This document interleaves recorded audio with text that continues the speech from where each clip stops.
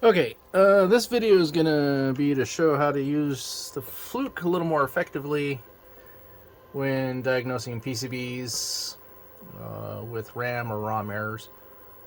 This video will be specifically about RAM because that's a lot easier to show. So on the back of your Fluke, there is a BNC connector, which you will hook up a cable to that, which is going to be a BNC to BNC. And then I have that hooked up to channel 4. So I have a BNC to BNC, and that's on channel 4. Let me set that down for a second so I can plug that back in. Oop. Alright. Now, the reason you want to do channel 4 or channel 2 if you have a 2-channel scope instead of like an external trigger is you're going to be able to see the signal on the scope. If it was an external trigger, you may not be able to see it on the display. So we want to be able to see it on the display. Alright, so what we're going to do is on channel 4, I like to have my volts per division at 5, so it only takes up one section here. Then I'm going to go over to my trigger menu and I'm going to go into that, and then I'm going to say that I'm going to trigger on channel 4. Okay. And then I can adjust my trigger level to something above. You'll see that. Just anything above, you know, about halfway. You may have to go a little bit lower depending on, but it should work just fine that way. So I am using a Centipede board here. So I've got my 6502 pod plugged in using a ZIF socket. And then we're going to go ahead and switch over to our schematics here. So what we're going to do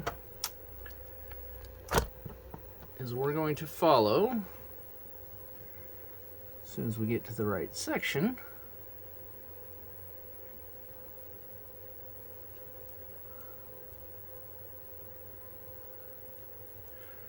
okay, so here is the CPU.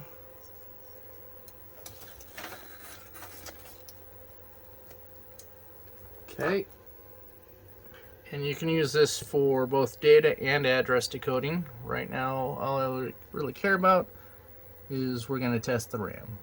Because I know on this particular board, the address decoder is working. And I just want to illustrate, you know, how to use the Fluke a little more effectively for tracing the board. So, all our data lines here, let me zoom in. You have D0 through D7, and they all go through a 245 at E2, and then they go on the bus as DB whatever, and then we can follow that down, and then we have 2 RAMs at H2 and F2. What we're going to do is we're going to start at the CPU, we're going to test to make sure that we have data coming out of the CPU, going into E2, coming out of E2, and then going into the RAM. So that's going to be a write, and then we'll do a read.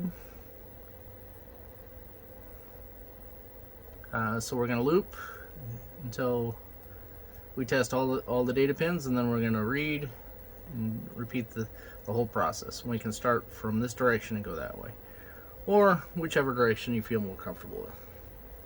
But I like to start at the starting point of where does it begin and where does it end. So on a write, it starts here, so this is where I like to start, and follow it this way,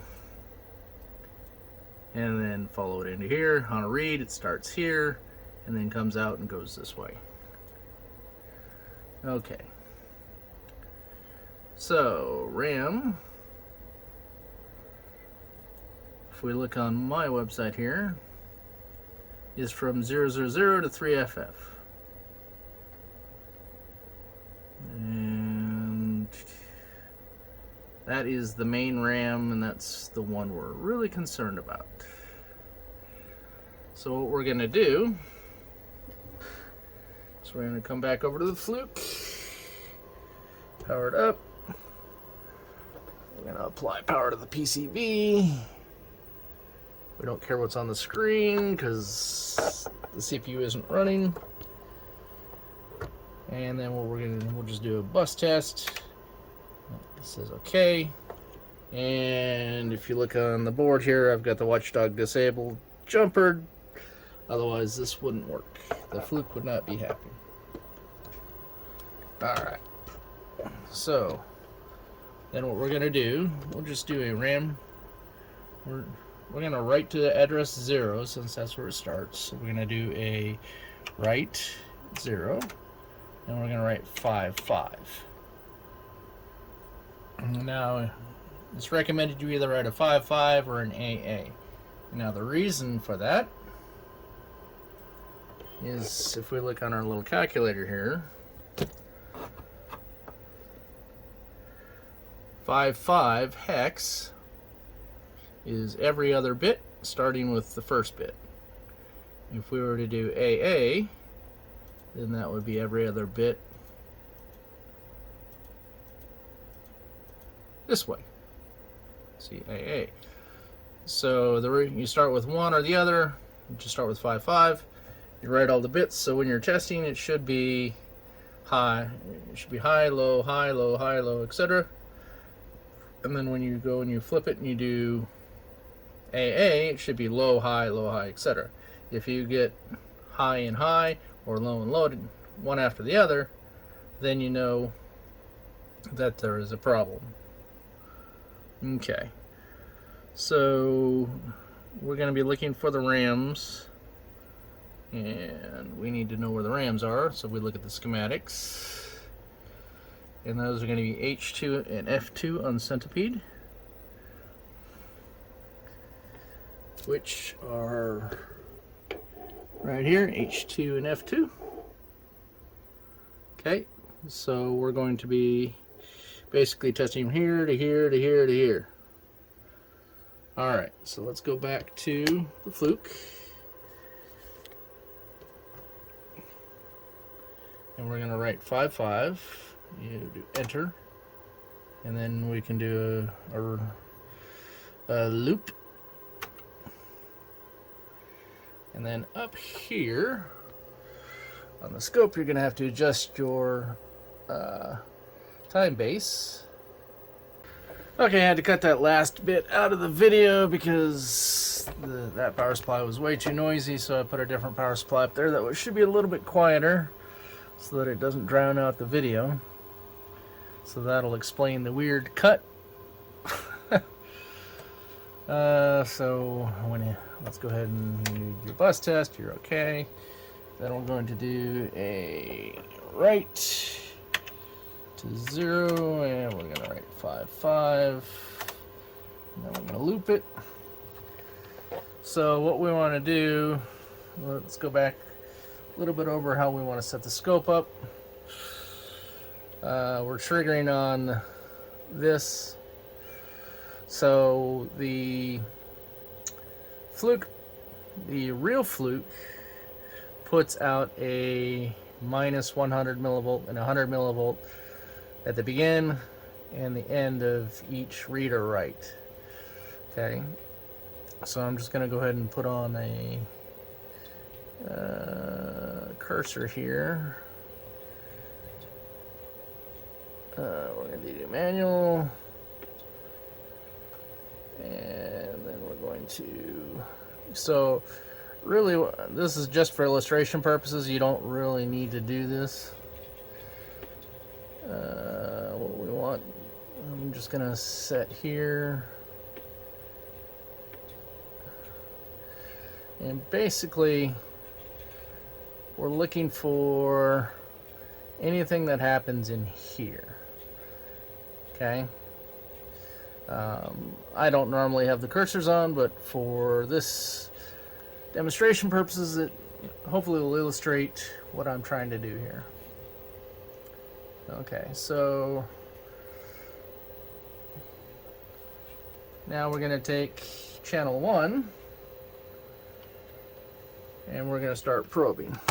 Now, I can't get directly to the CPU because of that, because of the Fluke.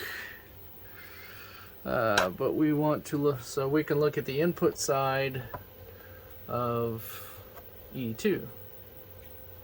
So the input side of E2, D0, and if we remember from our calculator at this point, we'll go back to that. D0 should be a high. So pin 18 should be high. So this is a 20 pin chip. Let's see here. That's 19. That's 18. 18 on there. And if you look, whoop, that's because I probably just shorted something out. Yeah, hold on. Let's try to do this.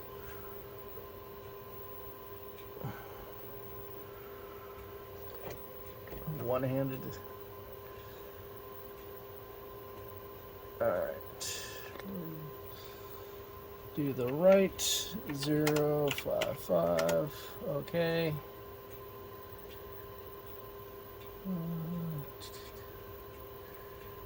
Let's just power cycle that because I probably shorted something out.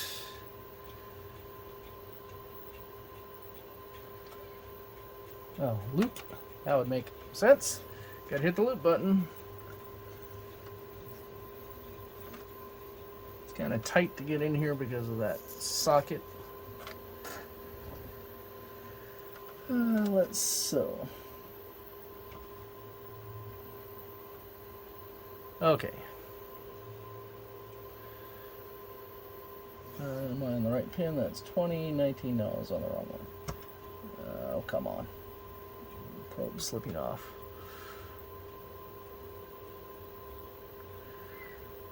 Okay. Oh, yeah. Well, channel 1 is set at. Did I do it again? Yes, I did it again. No, do it right. 0, 5, 5. No.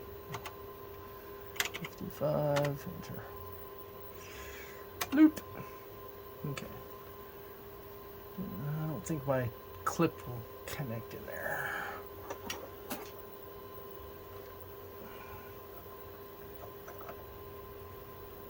Nope, clip won't make it. All right, so I just got to be careful not to short 2 pins together. All right, as you can see, that's high in that last section. So then we're going to go to the next bit, D1, which is pin 17, which is the next over. And you can see that it's low. And then high. And low. And so 11 is going to be the last one. So let's see. It's going to be a little tricky to get to again with this socket. So that's 10, 11. All right. So where did we start? There. It's high, low, and high. Right? Or did I get that backwards? Did I miss one? Yeah, there I go again. Shorten the damn thing out. Repeat. Loop. Alright, so let's do this. Hopefully you get the idea on that and keep shorting that side out. So let's go to the other side of it. Okay, so the output side of that 245 is going to start at pin 1. And it should be, oh, sorry, pin 2, sorry. I'm looking at the wrong thing. Pin 2, which is high, and it should go low. And we go to high again. Low. High. And low. So that is 7, pin 7. And we should have one more high and one more low. Right? So we know that what's going into the 245 is coming out of the 245 at E2. Okay, so the next thing we want to do is we want to follow it all the way down to the RAM.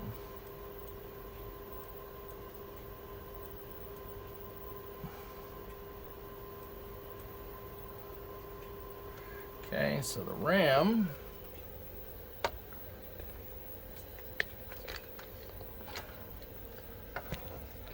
let me straighten this out a little bit. Okay, this uses 2114 RAM, so half of a byte is in this RAM and half of a byte is in this RAM. So it's going to be pin 11, 12, 13, 14, and 11, 12, 13, 14 on it. And you'll see that this is the low nibble and that's the high nibble. So 0, 1, 2, 3, and then 4, 5, 6, 7. Okay. So we want pins 11 through 14. So it should be based on our bit pattern, which we'll bring that back up again. So pin on which, remember, that's H2 right there. So it starts 14 should be, this one should be high, this should be low, this should be high, and this should be low, based on this bit pattern. And then this should be high, low, high, low. So let me set this back up to the scope.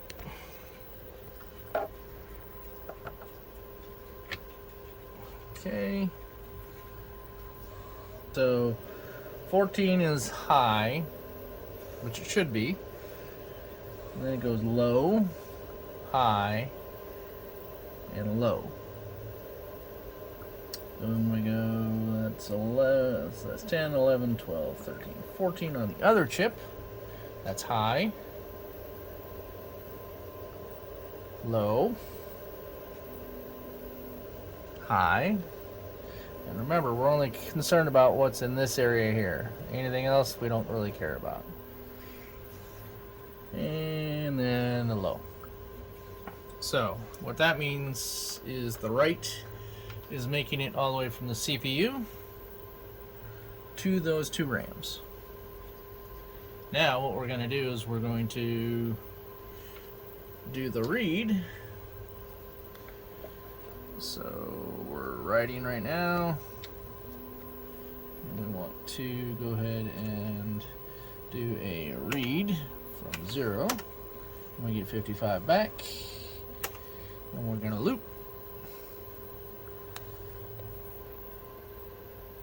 And then we're going to start at the RAM chip. And so we got 10, 11, 12, 13, 14.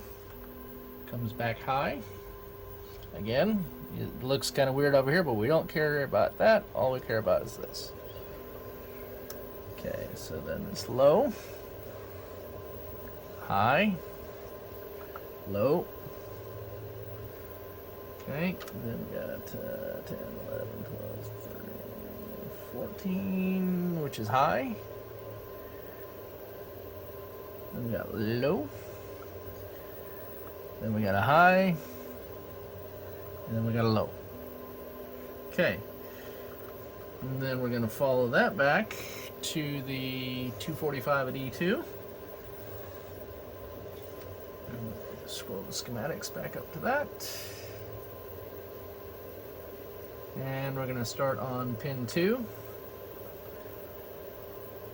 And that one should be high, low, high, low, high, low, high, and low. 3D print's done. Okay. And then, of course, we can follow it on the other side, but I think you get the idea here. Basically, we're tracing that each bit from one end to the other. Now, you can also check. Now, if all those working, but you're still getting RAM errors, then maybe it's your chip select that's wrong. So, doing either a read or a write, it doesn't really matter. We can check the chip select on the RAM. So that's going to be pin 8 on both of those. So 1, 2, 3, 4, 5, 6, 7, 8. And that is supposed to be an active low, which it's low. So if we do a stop,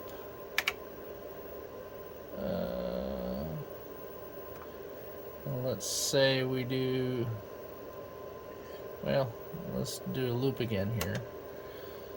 Active low on that one, and then active low on that one.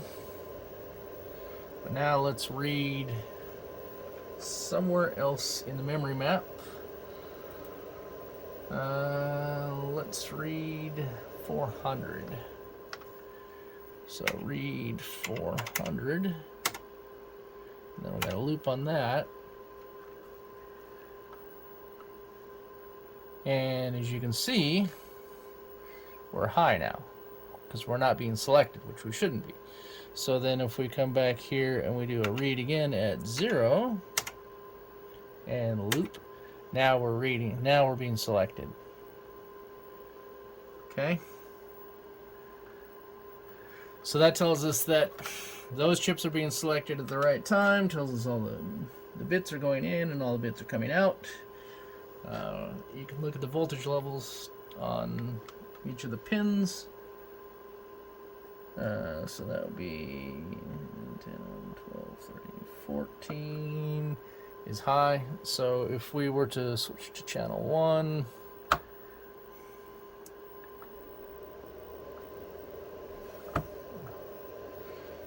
let's go ahead and change our volts per division to 2 volts. So that's 2 and that's 4. It's a little low, but it's high enough that the game doesn't mind. But if it was down here closer to the 2 volt line, then we might have an issue with that particular chip. Okay. So that's just one way that you can use the Fluke a little more effectively for tracing from the CPU out through all the components to wherever it's going to. Same thing, you can do the same thing for the ROMs. So let's just do a quick example of a ROM. We'll pick a ROM. D1, let's see, what's going to be easier for me to get to? Probably J1. So J1 is from, you can't do a write, but you can definitely do a read. Let's,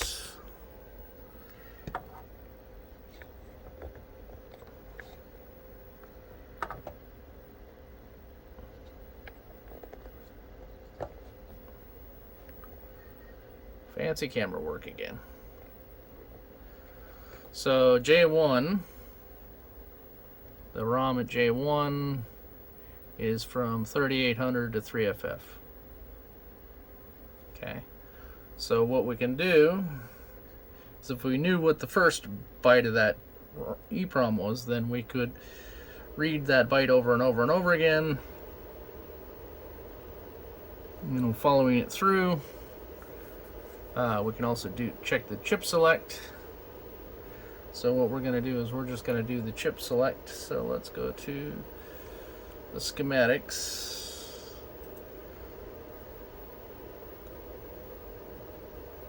And find the ROMs. J1.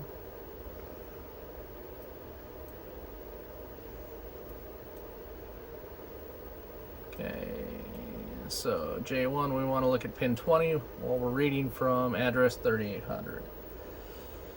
So back over to the Fluke, we're going to do a read from 3800, and then we're going to loop. And then what we want to do is we want to make sure that the chip select, in this case, should be high, it looks like. Or no, maybe, no, it's inverted, so it's low. And that is going to be pin 20. So that's 24, 23, 22, 21, 20. Okay, and that's because we're reading. If we stop, well, we have to read somewhere else. Let's do a read 0. Yeah, loop. Now it's back to high. Let me put that back to 5 volts so it's easier to see. So we're reading from 0, which is not the ROM, so it's high. But the minute we do a read from 3800 again, now it's active low. So that means that chip is being selected. So then we go over to this one, and that one is high because that chip is not being selected. So if you look at all your EPROMs, and I'm reading from 3800, it should be, you know, let's see, 24, 23, 22, 21, 20. This is the one I'm reading from, so it's low. So 24, 23, 22, 21, 20. This is the one I'm not reading from, so it should be high. If that one was low as well, that means that your chip select logic is not correct, and something is trying to access both ROMs at the same time, and that might be why you're getting an error. Okay. Hopefully this is of some help. It's not the cleanest video I've done. Well, none of them are really clean, right? That's the whole point of it. If you have any questions or anything, or want to see something different, you know, post in the comments and I'll see what I can do. Thanks.